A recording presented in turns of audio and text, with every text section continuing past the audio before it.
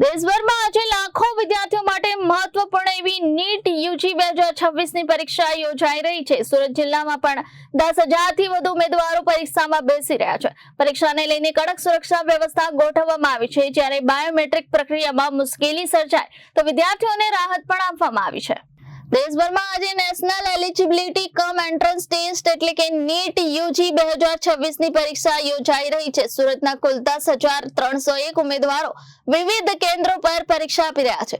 વિદ્યાર્થીઓની સુરક્ષા સુવિધાને ધ્યાનમાં રાખી શહેરમાં કુલ 22 પરીક્ષા કેન્દ્રો અને 22 રૂટ નક્કી કરવામાં આવે છે। પરીક્ષાની સુરક્ષામાં સ્થાનિક પોલીસ ઉપરાંત દિલ્હીથી આવેલા CISFના જવાનોને પણ તૈનાત કરવામાં આવ્યા છે। બપોરે 2 વાગ્યાથી સાંજે 5:15 સુધી યોજાનારી આ પરીક્ષા પેન અને પેપર આધારિત OMR પદ્ધતિથી લેવામાં આવી રહી છે। પરીક્ષામાં કુલ 180 પ્રશ્નો પૂછવામાં આવશે, જ્યારે કુલ 720 ગુણ નક્કી કરવામાં આવ્યા છે।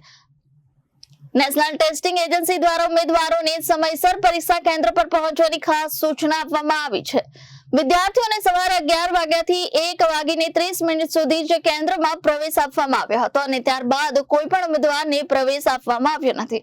આ દરમિયાન NTA દ્વારા બાયોમેટ્રિક પ્રક્રિયાને લઈને પણ વિદ્યાર્થીઓને રાહત આપવામાં આવી છે। જો કોઈ વિદ્યાર્થીના બાયોમેટ્રિક વેરિફિકેશનમાં મુશ્કેલી સર્જાય તો તે અંડરટેકિંગ ફોર્મ ભરી પરીક્ષા આપી શકશે। મશીનમાં ખામી, ડેટાની ગુણવત્તામાં સમસ્યા, UIDAI સર્વરમાં ટેકનિકલ ખામી અથવા બાયોમેટ્રિક માટે ઉમેદવાર અસમર્થ હોય તેવા સંજોગોમાં પણ પરીક્ષામાં બેસવાની મંજૂરી આપવામાં આવી છે।